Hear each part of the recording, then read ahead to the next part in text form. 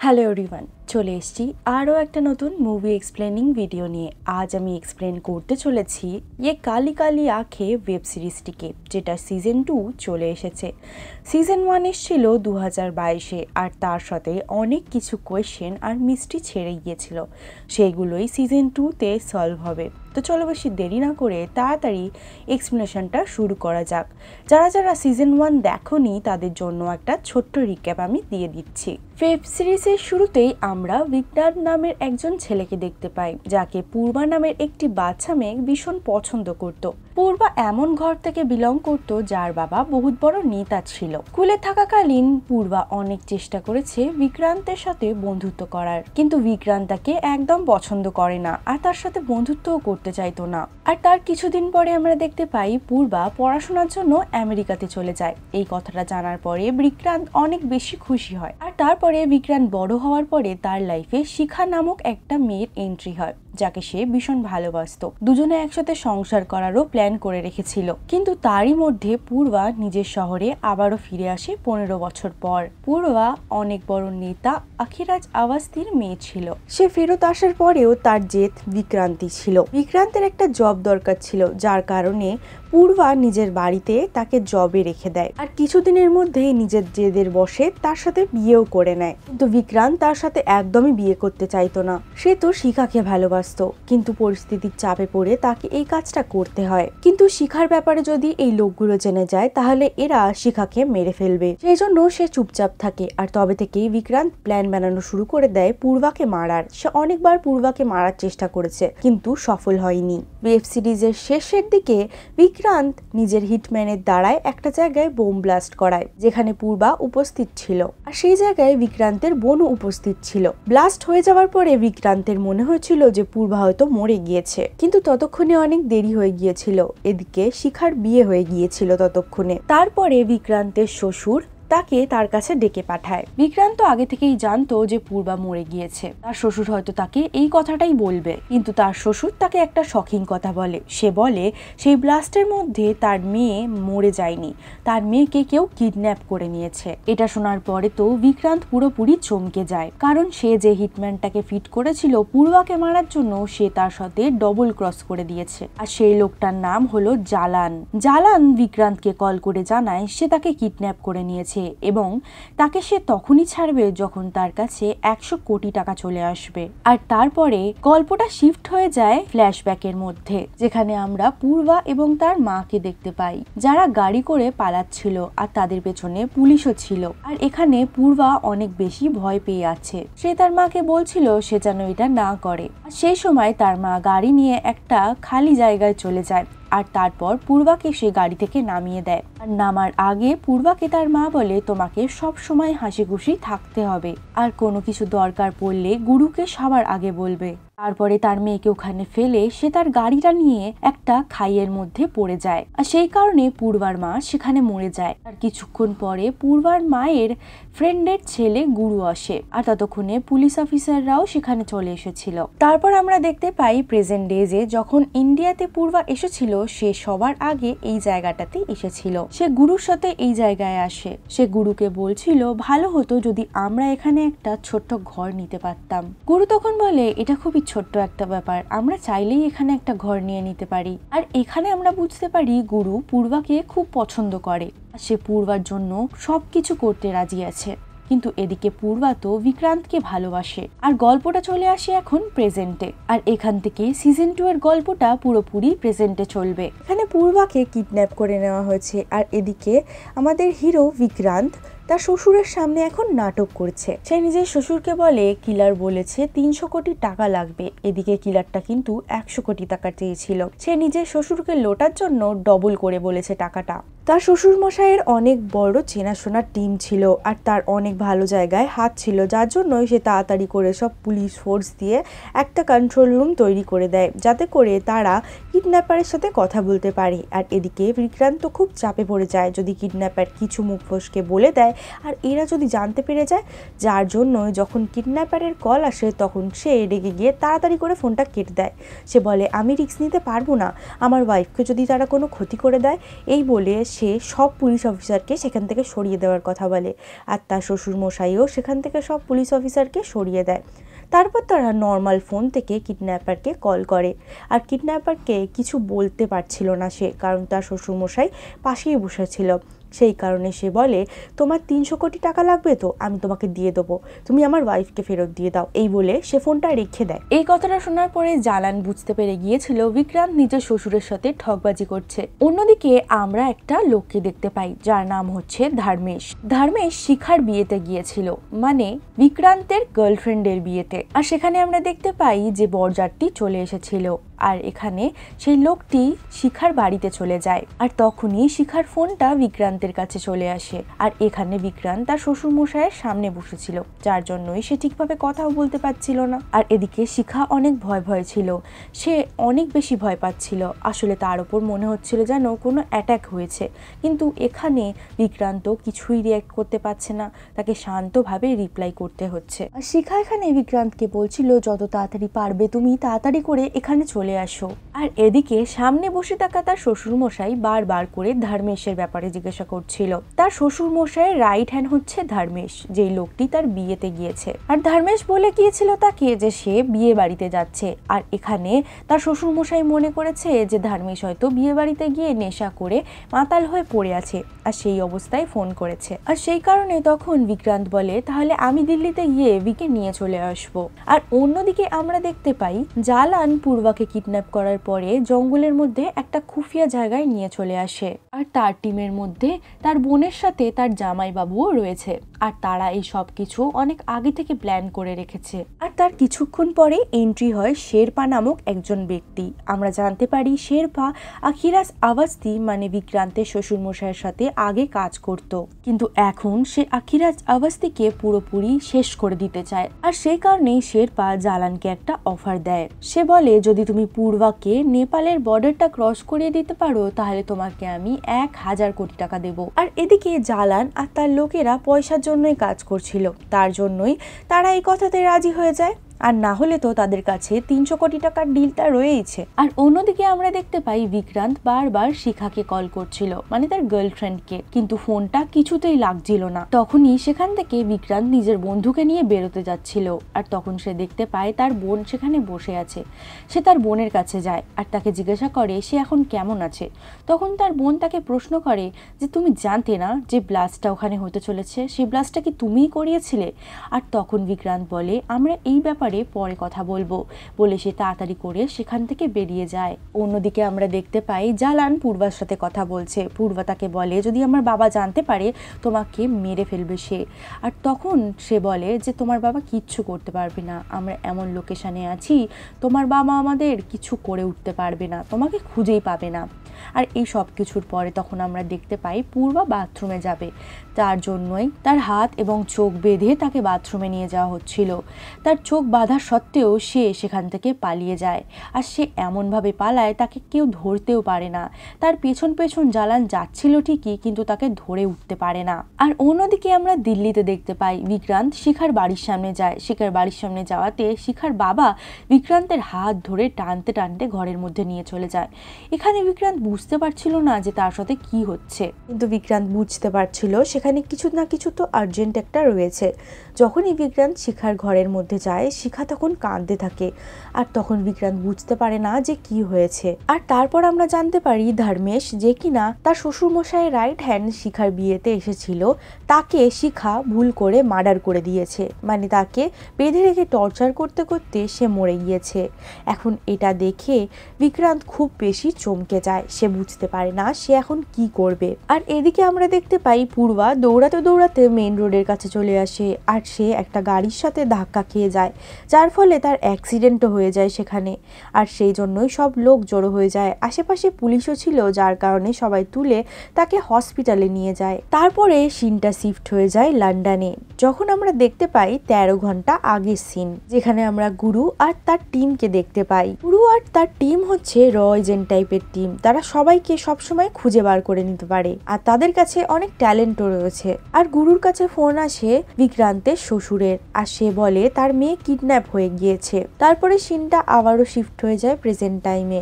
এদিকে বিক্রান্ত আর শিখা বুঝতে পারছে না যে ধর্মেশ আসলে মরে গিয়েছে নাকি বেঁচে রয়েছে।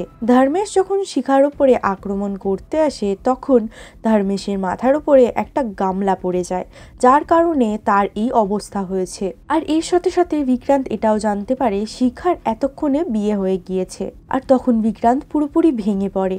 বিক্রান্ত আরও একটা কথা জানতে পারে, শিখার যার সাথে বিয়ে হয়েছে সেই মানুষটা একজন পুলিশওয়ালা। এই কারণে বাড়ির আশেপাশে বহুত পুলিশের গাড়ি এবং পুলিশ রয়েছে, সেই জন্যই সে বুঝতে পারছিল না যে ধর্মেশকে কিভাবে বাইরে নিয়ে যাবে। যখনই সে ধর্মেশের কাছে গেল তখনই ধর্মেশ তাদের দুজনকে ধরে নেয়, আর সেই শিখাকে ধরিয়ে একটা ফোন কল করায়। আখিরাজকে কল করে, মানে তার গুরুকে। কিন্তু তার গুরু ভাবে যে সে হয়তো মদ খেয়ে নেশার ঘোরে ফোন করেছে, কারণ তার অবস্থা এতটাই ক্রিটিক্যাল ছিল যে সে ঠিক করে কথা বলতে পারছিল না, আর সে ফোনটা কেটে দেয়। অন্যদিকে আমরা দেখতে পাই পুলিশের লোকেরা পূর্বাকে হসপিটালে অ্যাডমিট করিয়ে দেয়, কিন্তু পেছন পেছন জালালের লোকেরা চলে এসেছিল। তারা কোনোভাবে ভেতরে ঢুকতে চাইছিল, কিন্তু পুলিশের কড়াকড়ির চক্করে তারা ভেতরে ঢুকতে পারছিল না। আর তারপর তারা কৌশল করে যখন রুমের মধ্যে ঢোকে তারা দেখতে পায় না পূর্বাকে, কারণ পূর্বা তো আগে থেকেই লুকিয়েছিল। তারপরে আমাদেরকে আরও একটা ফ্ল্যাশব্যাকের সিন দেখানো হয়, যেখানে আমরা দেখতে পাই গুরু পূর্বাকে বলছে যে সে তাকে কতটা ভালোবাসে, কিন্তু তখন পূর্বা বলে সে বিক্রান্তকে খুব ভালোবাসে আর তার সাথেই পুরো জীবনটা কাটাতে চায়। এই সব কথা গুরু প্রেজেন্টে ভাবছিল। তার সাথে সাথে আমরা জানতে পারি গুরু এখন ইন্ডিয়াতেও চলে এসেছে। তার সাথে সাথে গুরু বিক্রান্ত আর তার সাথে কানেক্টেড সব লোকেদের ডিটেলসও বার করে নেয়। আর অন্যদিকে আমরা দেখতে পাই শিখার পুলিশওয়ালা বর তাকে ডাকার জন্য আসে, আর শিখা তখন তাকে বলে যে আমি এখন রেডি হচ্ছি, আমি রেডি হয়ে নিচে যাচ্ছি।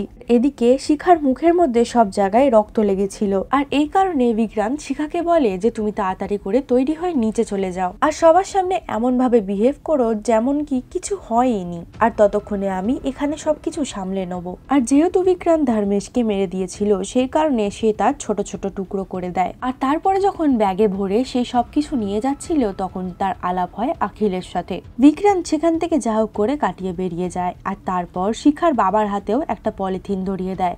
তারা দুজন মিলে সেখান থেকে যা হোক করে বেরিয়ে যায়। আর এদিকে আমরা দেখতে পাই হসপিটালের সিন। সে হসপিটালের পেছনে লুকিয়েছিল, যখনই সে সেখান থেকে সরার চেষ্টা করে তার পা পিছলে যায় আর সে সোজা ডাস্টবিনের কন্টেনারে গিয়ে পড়ে যায়। জালান এই সব কিছু সিসিটিভি থেকে দেখে নেয়। অন্যদিকে আমরা দেখতে পাই বিক্রান্ত আর শিখার বাবা একটা ব্রিজের ওপর আসে। এখানে তারা সেই বডি পার্টগুলোকে জলের মধ্যে ফেলে দিয়েছিল, কিন্তু ইতিমধ্যেই সেখানে গুরু চলে আসে। এরা হঠাৎ করেই এখানে চলে এসেছিল।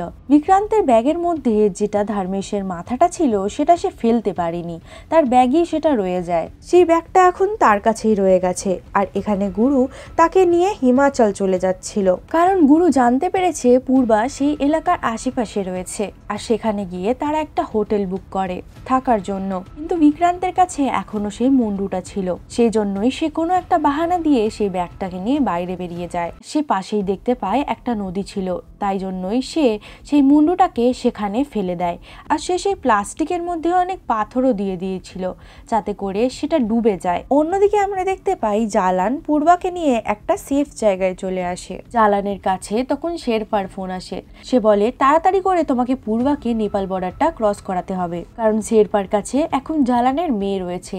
এখন আর পয়সা করে ডিলটা রয়ে গেল না, শেরপা কোনো ক্ষতি করে দেওয়ার আগে তাকে তার কাজ করে দিতে হবে। আর যদি সে পূর্বাকে এখন নেপাল বর্ডার ক্রস করায় তবেই তার মেয়েকে এসে দেখতে পাবে। এখানে গুরু আখিরাজকে বলে পূর্বার উপরে বোম অ্যাটাক করানো হয়েছিল, তাকে মারার চেষ্টা করা হয়েছে অনেকবার, কিন্তু তারপর তাকে কিডন্যাপ করে নেওয়া হয়। যেই ওকে কিডন্যাপ করেছে সেই লোকটাকে কেউ একজন হায়ার করেছে। সব সন্দেহ বিক্রান্তের উপরে আসছিল। তার কিছুক্ষণ পরে গুরু বিক্রান্তের বোনকে ডাকে, কারণ গুরু সিসিটিভি ফুটেজের মধ্যে দেখেছিল বোম ব্লাস্টের ঠিক আগে এখানে বিক্রান্তের বোন সেই ক্লাবটা থেকে বাইরে এসেছিল। গুরু এখানে বিক্রান্তের বোনকে জিজ্ঞাসা করে তোমাকে বাইরে আসার জন্য কে বলেছিল? তখন তার বোন সত্যি কথা বলে দেয় যে বিক্রান্ত বলেছিল।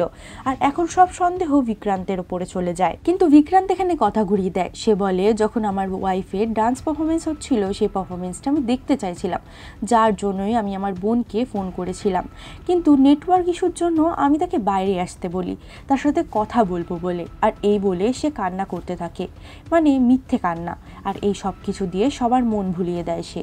অন্যদিকে পূর্বা জালানের বোনকে বলে, তুমি আমাকে ছেড়ে দাও, তোমার যত টাকা লাগবে আমি দিয়ে দেবো। কিন্তু জালানের বোন বলে, টাকা তো আমি এমনিও পেয়ে যাব, আর এখন এই কথাটা পয়সার নয়। তারপর সিনটা চেঞ্জ হয়, আমরা দেখতে পাই আখিরাজকে। আখিরাজ অনেক টেনশনে ছিল, তার রাইট হ্যান্ড মিসিং ছিল বলে। ধর্মেশকে সে নিজের ছেলের মতন করে মানুষ করেছে। তারপরে সে বিক্রান্তকে এটাও বলে সে যেন গুরুর কথার কোনো কিছু খারাপ না মনে করে।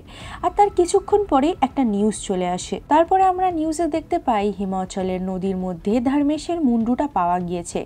এই নিউজটা দেখার পরে আখিরাজ পুরোপুরি ভেঙে পড়ে, তার মুড অনেক খারাপ হয়ে যায়। আর এদিকে আমরা দেখতে পাই জালান আখিরাজের সাথে তার মেয়ের কথা বলায়, যেমনটা সে বলেছিল, কারণ আখিরাজ প্রমিস করেছিল যদি সে কথা বলায় তাহলে তাকে 100 কোটি টাকা ইনস্ট্যান্ট দিয়ে দেবে। আর এখানে পূর্বা খুব স্মার্টলি একটা কাজ করে, সে কোড ল্যাঙ্গুয়েজের দ্বারাই গুরুকে একটা লোকেশন দিয়ে দেয়। কারণ গুরু যেহেতু এই সব কিছুর মধ্যে জড়িত ছিল, তাই সে পূর্বাকেও অল্প অল্প জিনিস শিখিয়ে রেখে দিয়েছিল, যার কারণে পূর্বা তাকে ভিডিও কলের মাধ্যমে কোড ল্যাঙ্গুয়েজে সব কিছু বলে দেয় আর তাকে লোকেশনও দিয়ে দেয়। তারপরে গুরু সব অফিসারদের থেকে পারমিশন নিয়ে সেখানে যাওয়ার জন্য প্রস্তুতি করতে লাগে। আর এদিকে বিক্রান্ত বুঝে গিয়েছিল যে গুরু যদি সেখানে পৌঁছে যায় তাহলে সব কিছু শেষ হয়ে যাবে। তাই জন্য বিক্রান্ত ডিসাইড করে সে জালানের সাথে কোনোভাবে কন্ট্যাক্ট করে এই খবরটা তাকে দিয়ে দেবে। কিন্তু সে কোনোভাবেই তার সাথে কন্ট্যাক্ট করে উঠতে পারে না, কারণ তার বাবা বিক্রান্তের কাছে চলে আসে এবং তার বাবা সবটা জেনে গিয়েছিল। তার বাবা বলে আমি সবটা জেনে গিয়েছি, বোম ব্লাস্ট তুই করিয়েছিস আর তুই এই সব কিছু করাচ্ছিস। আর অন্যদিকে আমরা দেখতে পাই জালান পূর্বাকে নিয়ে একটা অন্য লোকেশনে শিফট করাচ্ছিল। আর সেখানে পূর্বা হেলিকপ্টারের আওয়াজ পেয়ে গিয়েছিল, সে বুঝতে পেরেছিল তাকে বাঁচানোর জন্য লোক চলে এসেছে।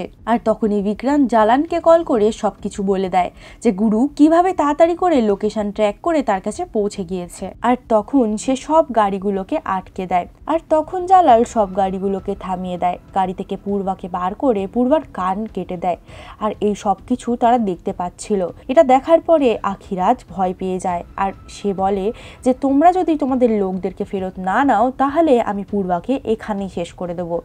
বাধ্য হয়ে গুরু এবং তার লোকেদেরকে ব্যাকে যেতে হয়। তারপরে জালান আখিরাজকে একটা লোকেশন বলে, সে বলে সে যেন সেখানে একা চলে আসে আর সঙ্গে যেন 300 কোটি টাকাটাও থাকে। আর আখিরাজ কথা মতন সেই লোকেশনে যাওয়ার জন্য প্রস্তুত হয়ে গিয়েছিল, কিন্তু এখানে বিক্রান্ত তার সঙ্গে যাওয়ার জন্য বলে। আর এদিকে জালান পূর্বাকে নিয়ে একটা সেফ জায়গায় চলে গিয়েছিল, এখানে সবকিছু ডিল হওয়ার কথা ছিল। আর তখন আমরা দেখতে পাই শেরপা জালানের কাছে কল করে, সে বলে তুমি যদি তোমার মেয়েকে ঠিকভাবে দেখতে চাও তাহলে যখন আখিরাজ আর তার জামাই আসবে তখনই তুমি তাদেরকে গুলি করে মেরে দেবে। আর জালানেরও এখানে কিছু করার ছিল না, তার মেয়ে যেহেতু তার খপ্পরে ছিল তাকে তো সেটা করতেই হতো। আখিরাজ আর বিক্রান্ত যখন জালানের পাঠানো সেই লোকেশনের দিকে যাচ্ছিল তখন আখিরাজ তাকে কিছু সত্যি কথা বলে। সে বলে যে এই সব কিছু শেরপা করাচ্ছে, আমি জানি এগুলো শেরপা ছাড়া আর কেউ করাতে পারে না, শেরপার সাথে আমি কাজ করতাম একটা সময় ছিল, কিন্তু সে আমার সাথে বেইমানি করে যার কারণে তাকে আমাকে ছাড়তে হয়, আর সে এখন আমার থেকে বদলা নিতে চাইছে। এই সব কিছুর পরে সে বিক্রান্তকে সেখানে নামিয়ে দেয়, সে বলে আমি গেলে আমাকে মেরে দেবে, আমি চাই না আমার জন্য তুমিও মরে যাও। সেখানে সে বিক্রান্তকে নামিয়ে গাড়ি নিয়ে বেরিয়ে যায়, কিন্তু বিক্রান্ত এদিকে দেখতে চাইছিল পূর্বার মৃত্যু, সে নিজের চোখে পূর্বাকে মরতে দেখতে চাইছিল, সেই জন্য সে তাড়াতাড়ি করে সেই লোকেশনে যাওয়ার জন্য রওনা দিয়ে দেয়। আর অন্যদিকে আমরা গুরুকে দেখতে পাই যে কিনা সেই লোকেশনে আবারও যাচ্ছিল, তাদেরকে ফেরত ডেকে তো নেওয়া হয়েছিল কিন্তু গুরু সেখান থেকে ফেরত যায়নি, সে একটু দূরে গিয়ে ওয়েট করছিল। ঠিক সময় সে তাড়াতাড়ি করে সেই লোকেশনে যাওয়ার জন্য রওনা দেয়, সে পেছন দিয়ে সেই লোকেশনে ঢোকার চেষ্টা করছিল। রাস্তার মধ্যে জালানের টিমের একজন সদস্যকে সে দেখতে পায় আর তাকে সে কিডন্যাপ করে গাড়ির মধ্যে রেখে দেয়। অন্যদিকে জালান দেখে তার মেয়ে ঠিকঠাক ভাবে চলে এসেছে, আর অন্যদিকে আখিরাজও সেখানে ঢুকে গিয়েছে।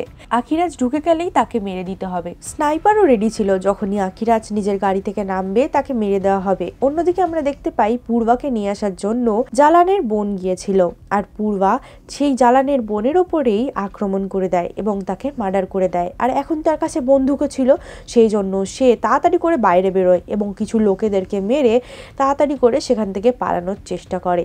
আর এই সব কিছুর মধ্যে একটা হড়বড়ি হয়ে গিয়েছিল। এখানে গুরুও পৌঁছে গিয়েছিল। এখানে ভয়ানক একটা ফাইটিং সিন হয়। পূর্বা অন্য রাস্তা দিয়ে পালানোর চেষ্টা করছিল আর তার পেছনে জ্বালানো চলে গিয়েছিল। আর তখনই পূর্বা পিছলে গিয়ে পাহাড়ি থেকে পড়ে যায়। আর তখনই সে সোজা সামনে পড়ে বিক্রান্তের। আর বিক্রান্ত অন্য কেউ ভেবে তাকে বাঁচিয়ে নেয়। আর তারপরে সে দেখতে পায় সেই মেয়েটা পূর্বা। বিক্রান্ত মনে করছিল এ যদি পাহাড় থেকে পড়তো এ তো মরেই যেত, আমি কেন বাঁচাতে গেলাম একে। আর তারপরে তাকে তাড়াতাড়ি করে হসপিটালে ভর্তি করা হয়। আর হসপিটালে ভর্তি হওয়ার পরে আমরা জানতে পারি পূর্বা এখন প্রেগনেন্ট রয়েছে। এই কথাটা শোনার পরে বিক্রান্ত খুবই শকটে চলে যায়। এই কথাটা শোনার পরে বিক্রান্ত তাড়াতাড়ি করে শিখাকে কল করে এবং সবকিছু জানিয়ে দেয়। শিখা ওদিকে নিজের বর আখিলের সাথে হানিমুনে গিয়েছিল, কিন্তু তার মন ছিল পুরোপুরি বিক্রান্তের কাছে, কারণ সে খুব ভালো করে জানতো আখিরাজের লোক যখন তখন তাকে খুঁজে পেতে পারে। আর এই কথাটা সে শিখাকেও ভালো করে বলে দেয়। আর তারপরে সে পূর্বার সাথে দেখা করতে যায়। পূর্বা জানতো না যে সে প্রেগনেন্ট রয়েছে। বিক্রান্তের মনে হয়েছিল একটা সময়ের জন্য তাকে হসপিটালে যেন সে মেরে দেবে। সে ইমাজিনও করছিল, কিন্তু তেমন কিছু সে করে না। সে উল্টে তার ওয়াইফকে জানায় যে সে প্রেগনেন্ট রয়েছে, কারণ তার ওয়াইফের পেটে এখন বিক্রান্তের বাচ্চা রয়েছে, সেজন্য সে তাকে কিচ্ছু করতে পারবে না। আর কিছুক্ষণ পরে আমরা দেখতে পাই সবাই চলে আসে। বিক্রান্ত ভেবেছিল তার ওয়াইফ প্রেগনেন্ট হয়ে যাওয়ার কারণে এই সব কিছুতে ব্যস্ত থাকবে, কিন্তু এদিকে সে এটা বুঝতে পারেনি তার ওয়াইফ মনে মনেই অনেক বড় একটা চক্রান্ত করছিল তার এক্স গার্লফ্রেন্ডকে মারার জন্য। আখিরাজ তখন তার মেয়ের সাথে দেখা করতে যায়। আর এদিকে গুরুর মনের মধ্যে একটা আলাদাই কষ্ট ছিল। এদিকে পূর্বা তার হলো না, আর তারপর পূর্বা প্রেগনেন্টও হয়ে গেল। আর অন্যদিকে পূর্বা খুব ভালো করে জানতো যে ধর্মেশ শিখার বিয়েতে গিয়েছিল, আর সেই ব্যাপারে খোঁজ খবর নিতে চায়। কিন্তু বিক্রান্ত বলে তোমার এখন শরীর খারাপ, তুমি এইসব ব্যাপারে কেন মাথা ঘামাচ্ছ।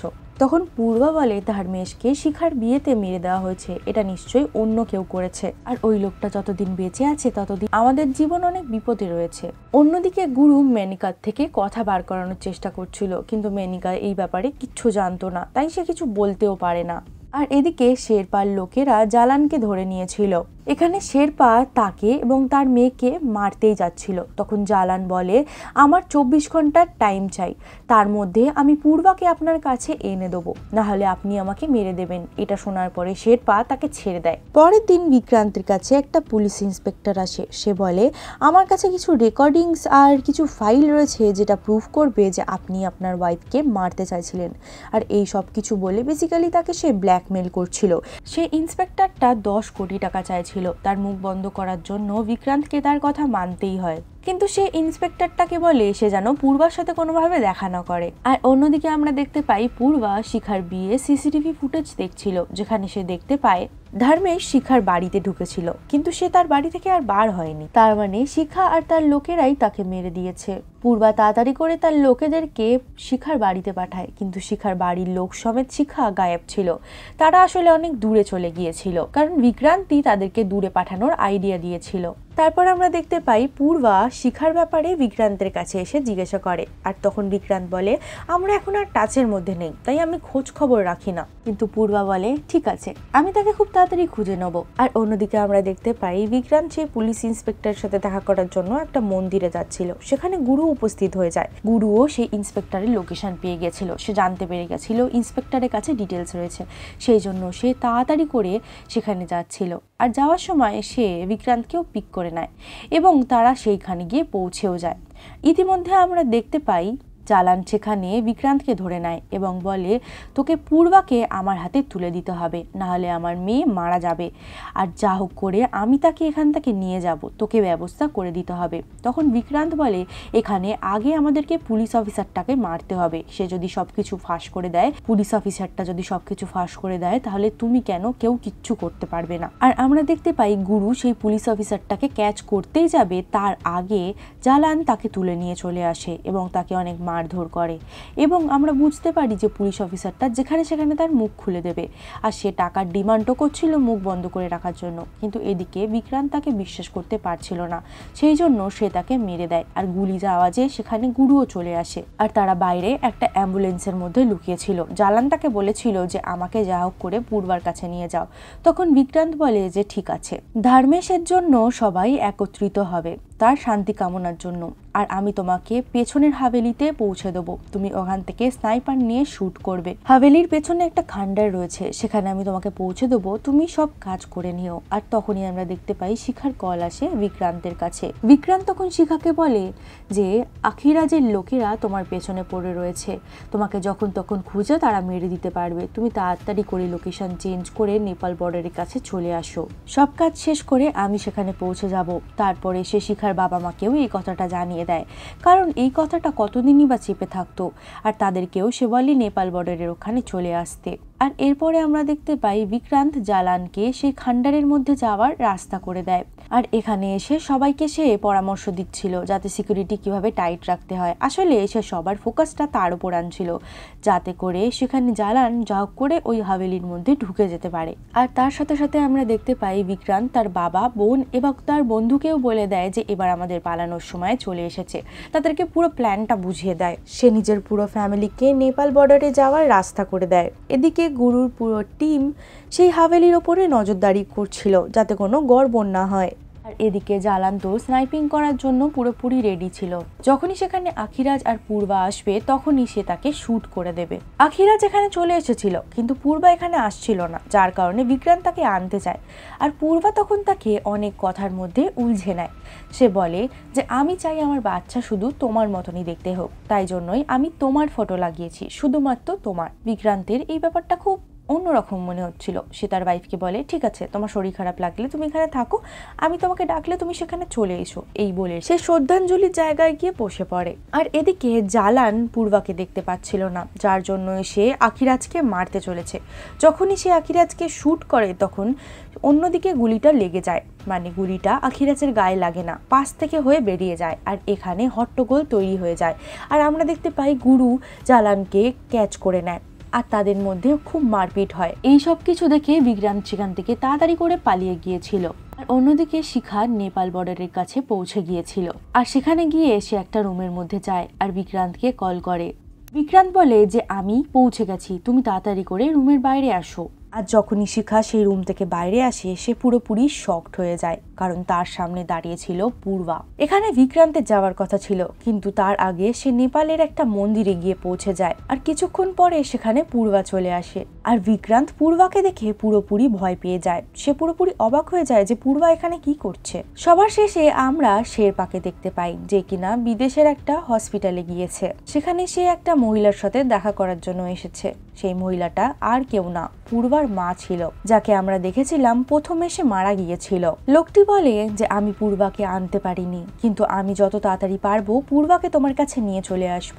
তার সাথে সাথে শেরপা এটাও বলে যে পূর্বার নিজের বাবার ব্যাপারে জানার দরকার রয়েছে। পূর্বার মা কেন আখিরাজকে মারতে চায় সেটা হয়তো আমরা পরের সিজনে জানতে পারবো।